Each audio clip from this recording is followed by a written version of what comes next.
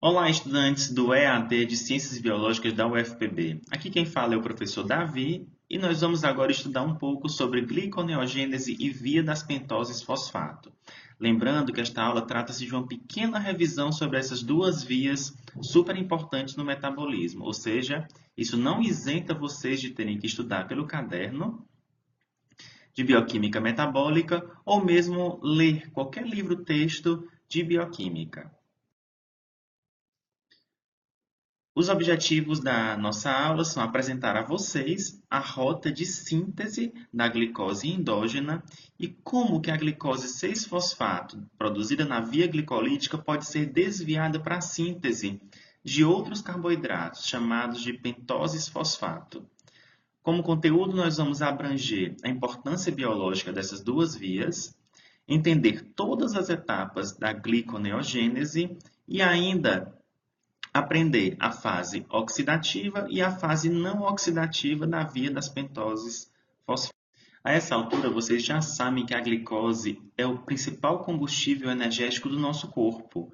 Ou seja, nós oxidamos a glicose na via glicolítica para a produção de ATP, NADH e piruvato. Também sabemos que a glicose ela é tão importante que o nosso corpo faz pequenas reservas dela na forma do polissacarídeo, chamado de glicogênio, que é armazenado no fígado e nos músculos. Contudo, essa reserva de glicogênio ela é muito pequena e ela é rapidamente consumida nos períodos de jejum. Contudo, para evitar que a glicose se esgote completamente, existe uma via bioquímica chamada de gliconeogênese ou neoglicogênese, que se baseia na síntese de glicose a partir de piruvato e de outras moléculas relacionadas de 3 carbonos. Já no caso da via das pentoses fosfato, essa via trata-se de um desvio da glicose 6-fosfato da via glicolítica para a síntese de carboidratos do tipo ribose 5-fosfato e também para a produção de NADPH, que será bastante utilizado em vias biosintéticas. Agora nós vamos deter a nossa atenção somente à gliconeogênese. Da mesma forma que a via glicolítica, essa via bioquímica, ela ocorre em todos os organismos vivos, ou seja, é considerada uma via bastante conservada. Os precursores dessa via são moléculas de 3 carbonos, sendo o lactato, o piruvato e o glicerol. Essa via também ocorre principalmente em 3 tecidos específicos, no fígado, no córtex cerebral e no epitélio intestinal. Uma fonte importante de lactato é a fermentação lática.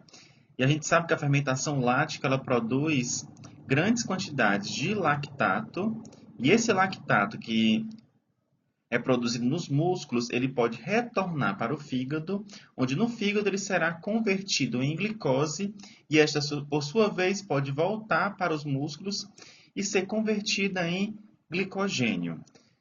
O nome desse processo é chamado de ciclo de Cori. Essa figura ela mostra para a gente as moléculas de 3 carbonos que vão dar origem à glicose 6-fosfato, certo? Então, a gente tem aqui o lactato, o piruvato e o glicerol. O lactato, como eu falei anteriormente, ele é formado a partir da fermentação lática, se acumulando nos músculos, mas dos músculos ele pode viajar pela corrente sanguínea até chegar ao fígado, onde lá ele pode ser convertido em piruvato pela ação da enzima lactato desidrogenase. O piruvato, por sua vez, pode entrar numa via que nós estudaremos mais adiante, chamada de ciclo do ácido cítrico, e por fim entrar na gliconeogênese e dar origem à glicose 6-fosfato. O outro intermediário de 3 carbonos é o glicerol. O glicerol ele é oriundo da oxidação dos triacilgliceróis, também chamados de triglicérides. Essa daqui é a nossa forma de armazenar gorduras. Então, quando nós oxidamos gorduras, nós liberamos glicerol. O glicerol também pode entrar diretamente na gliconeogênese para formar glicose 6-fosfato. A partir da glicose 6-fosfato, eu posso formar muitas moléculas, o que inclui a glicose sanguínea e o glicogênio que pode ser armazenado nos músculos e no fígado. Aqui a gente tem um desenho do ciclo de Cori, mostrando a via, desde a formação do lactato no músculo, em condições anaeróbicas, ou seja, na fermentação lática. Esse lactato acumulado nos músculos, ele viaja pela corrente sanguínea até atingir os hepatócitos do fígado. Nessas células, esse lactato pode ser convertido em glicose pela ação da gliconeogênese. A glicose ela pode ser armazenada no fígado na forma de glicogênio ou então pode viajar de novo pela corrente sanguínea até atingir o tecido muscular. No tecido muscular, ela pode ser oxidada na via glicolítica para a produção de ATP ou ela pode ser armazenada no músculo na forma também de glicogênio. Então, vê-se que o ciclo de Cori ele promove uma grande reciclagem da glicose, que é inicialmente consumida ou então pode ser sintetizada pelo nosso corpo. Bom, 7 das reações enzimáticas da gliconeogênese são apenas o inverso da glicólise. Contudo, outras 3 reações da via glicolítica são irreversíveis, o que quer dizer para a gente que foi necessário que surgissem outras reações para sobrepor essas reações da via glicolítica, que não é possível fazer o caminho de volta para formar glicose. As 3 reações são a reação catalisada pela hexoquinase, que é a primeira enzima da via glicolítica, que ela converte glicose em glicose 6-fosfato. A reação catalisada pela fosfofrutoquinase 1, que ela promove uma fosforilação da frutose 6-fosfato em frutose 1,6-bifosfato. E o último ponto, a última reação irreversível, é catalisada pela piruvato quinase, que converte fosfenolpiruvato em piruvato. Então, na gliconeogênese, essas 3 reações elas são contornadas por um grupo distinto de enzimas, catalisando reações exergônicas, que vão liberar energia. Essa figura ela faz um contraponto entre a glicólise e a gliconeogênese. Aqui vocês já conhecem, do lado esquerdo, em vermelho, toda a via glicolítica, que começa de uma molécula de glicose, vai sofrer inicialmente a ação da hexoquinase, às custas de ATP, para produzir glicose 6-fosfato.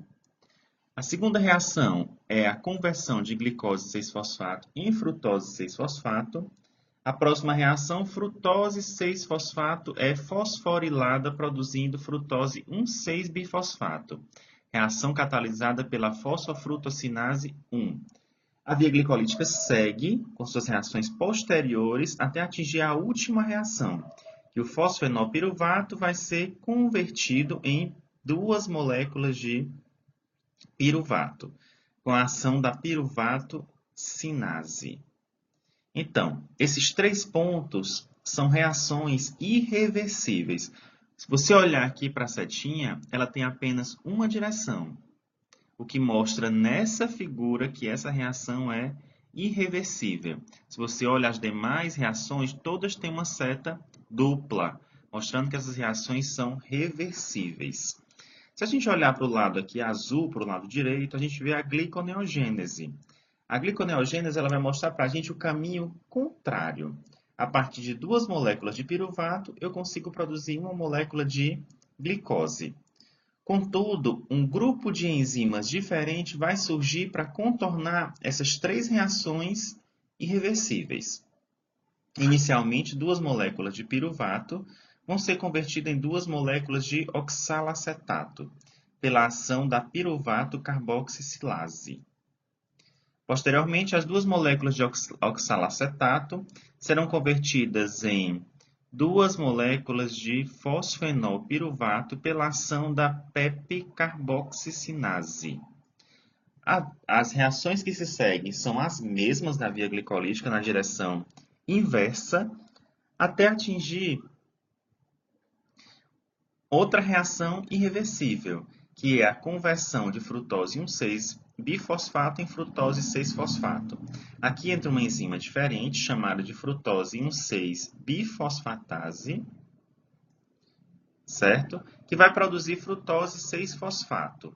Frutose 6-fosfato é convertida em glicose 6-fosfato, e glicose 6-fosfato até glicose é a última reação irreversível, que nesse caso é catalisada pela glicose 6-fosfatase. Bom, vocês viram aqui de uma forma bem genérica os 3 passos irreversíveis da via glicolítica que são contornados por grupos diferentes de enzima na gliconeogênese. Repetindo, para sair de 2 moléculas de piruvato até chegar em 1 molécula de glicose. Agora nós vamos estudar em detalhes as reações exclusivas da gliconeogênese, ou seja, aquelas que não são o reverso das reações da via glicolítica. A primeira delas é a conversão de piruvato em fosfenol piruvato. Nós temos pelo menos 2 caminhos, como mostra aqui a figura. Se você olhar aqui, piruvato, aqui, e você tem também a partir do lactato. Nesse caso, o lactato pode ser convertido em piruvato, como eu disse anteriormente, pela ação da lactato desidrogenase, certo? O piruvato pode entrar na matriz mitocondrial, e na matriz mitocondrial ele já pode ser convertido em oxalacetato pela ação da piruvato carboxilase, e posteriormente o oxalacetato pode ser convertido em fosfenol piruvato pela ação da fosfenol piruvato carboxicinase mitocondrial. O fosfenol piruvato pode então sair da mitocôndria e atingir o citossol celular. Nesse outro caminho aqui a gente tem o piruvato, que também pode entrar novamente dentro da matriz mitocondrial. A mesma reação vai acontecer pela ação da piruvato carboxilase. Então, o piruvato é convertido em oxalacetato. O oxalacetato vai ser convertido inicialmente em malato, pela ação da malato desidrogenase mitocondrial. E o malato ele pode sair a partir de uma lançadeira específica, ele pode atingir também o citossol celular, e no citossol celular ele sofre a ação da malato desidrogenase citossólica e forma oxalacetato. Nesse caso, uma variante da pepcarboxicinase citossólica vai atuar. Lembre-se que a gente viu uma reação que foi dentro da mitocôndria, catalisada por uma enzima de mesmo nome, mas que ocorre dentro da mitocôndria, por isso que ela é chamada de mitocondrial.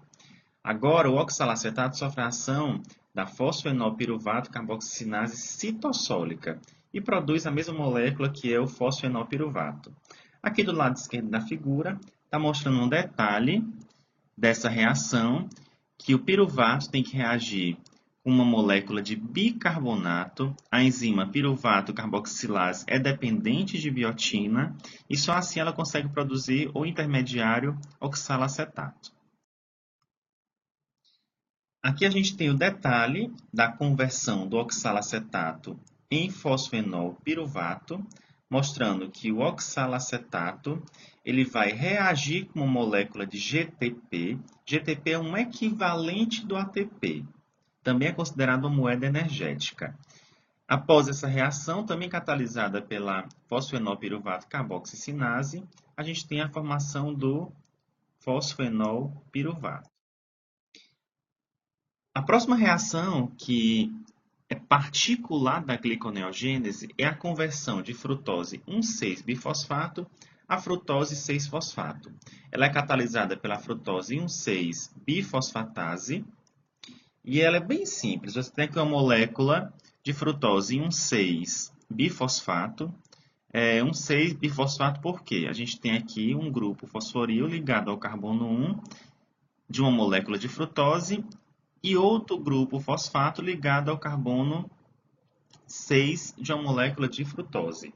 Então, aqui você tem a ação dessa enzima, que vai acabar liberando uma moléculazinha de fosforil e produzindo, então, frutose 6-fosfato. A última reação particular da gliconeogênese é a conversão de glicose 6-fosfato em glicose. É catalisada pela glicose 6-fosfatase e a função principal é produzir agora a glicose. Essa glicose pode atingir a corrente sanguínea e pode servir diretamente para a oxidação na via glicolítica ou então seguir para síntese de glicogênio, para esse glicogênio ser armazenado no fígado ou nos músculos. Aqui a gente tem o balanço energético da gliconeogênese e aqui eu tenho um contraponto entre a oxidação da glicose, que é essa reação de baixo, e a gliconeogênese. Vamos dar uma olhadinha nessa equação.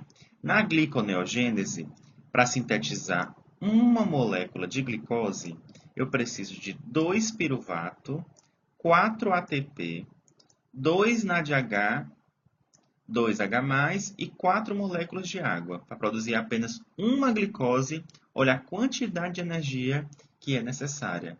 4 ATPs mais 2 NADH. Isso é muita energia.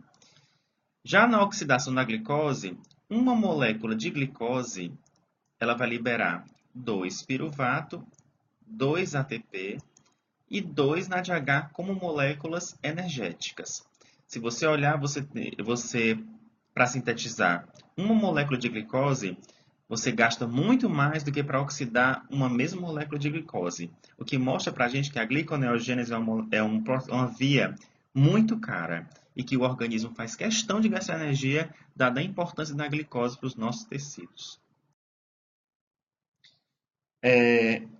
Moléculas intermediárias de uma via muito famosa na bioquímica, chamada de ciclo do ácido cítrico, ou ciclo de Krebs, eles alimentam também a gliconeogênese. Alguns aminoácidos, tais como a alanina e a glutamina, também podem ser convertidos em glicose. E eles são chamados de aminoácidos glicogênicos. A glicólise e a gliconeogênese são mutuamente reguladas. Agora vamos nos deter à via das pentoses fosfato.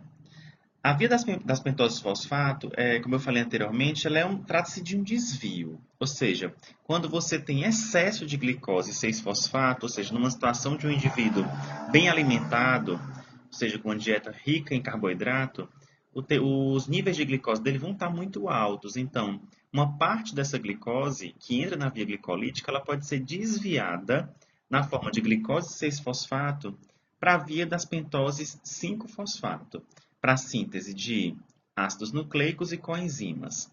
NADPH ele também é produzido na via das pentoses fosfato. Ele é utilizado para reduções biosintéticas. O que é isso? Reações de síntese de novas moléculas. E também para neutralização de radicais livres, que estão associados a muitas doenças. Aqui a gente tem uma visão geral da via das pentoses fosfato. A via das pentoses fosfato ela é formada por uma fase oxidativa e uma fase não oxidativa. A gente vai ver cada uma delas.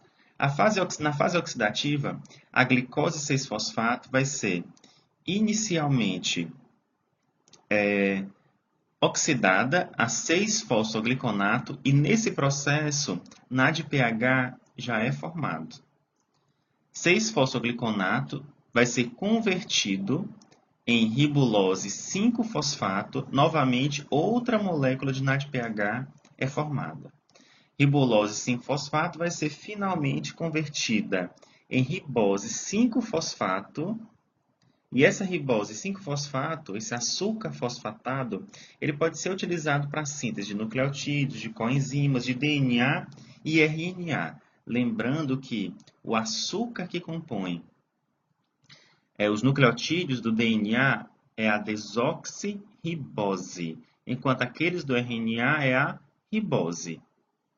A reação, a fase não oxidativa, é a partir de uma série de reações catalisadas por enzimas do tipo transcetolase e transaldolase, você consegue regenerar a glicose 6-fosfato que foi utilizada na fase oxidativa, saindo da ribulose 5-fosfato e outras moléculas correlatas para formar glicose 6-fosfato. Se a gente olhar do lado direito, o NADPH ele vai ser muito útil para a biossíntese de moléculas essenciais, como ácidos graxos, esteróis e muitos outros, em reações de biossíntese redutoras. E aqui mostrando que o NADPH ele também pode ser usado para neutralização de radicais livres, que é catalisada por enzimas específicas. Aqui está sendo mostrado os detalhes da fase oxidativa, em que uma molécula de glicose 6-fosfato vai sofrer uma série de etapas enzimáticas que vão, especialmente, ser desidrogenações, que vão ser formadas NADPH, até formar D-ribulose 5-fosfato. A última reação é uma isomerização, ou seja, uma mudança estrutural da ribulose 5-fosfato em ribose 5-fosfato. A fase não oxidativa é uma reciclagem de pentoses fosfato a glicose 6-fosfato. Esse gráfico aqui inicialmente pode parecer difícil, mas ele é bem mais simples do que você pode imaginar. Aqui a gente tem a ribose 5-fosfato, que ela vai reagir com xilulose 5-fosfato e uma transcetolase vai produzir cedoheptulose 7-fosfato e gliceraldeído 3-fosfato. Agora, uma transaldolase também vai utilizar essas duas moléculas para produzir frutose 6-fosfato e eritrose 4-fosfato.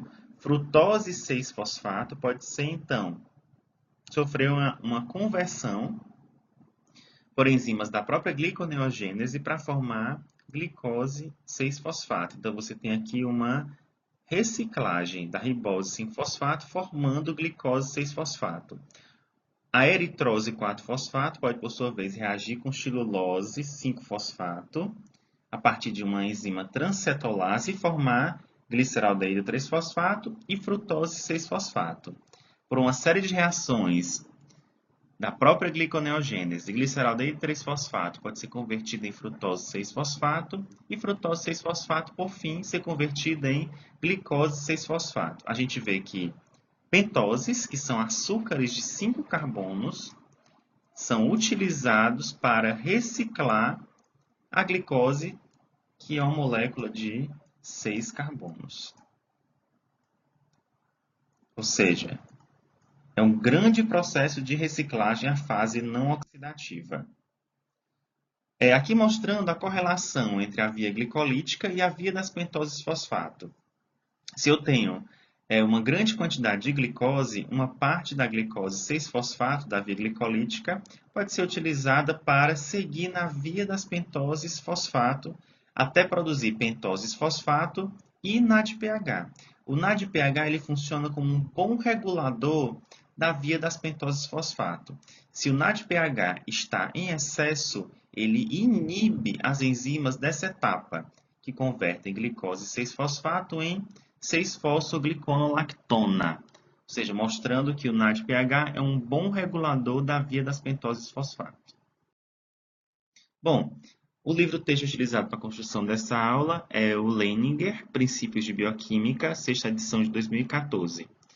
Bons estudos e espero que essa revisãozinha ajude vocês a resolver as atividades.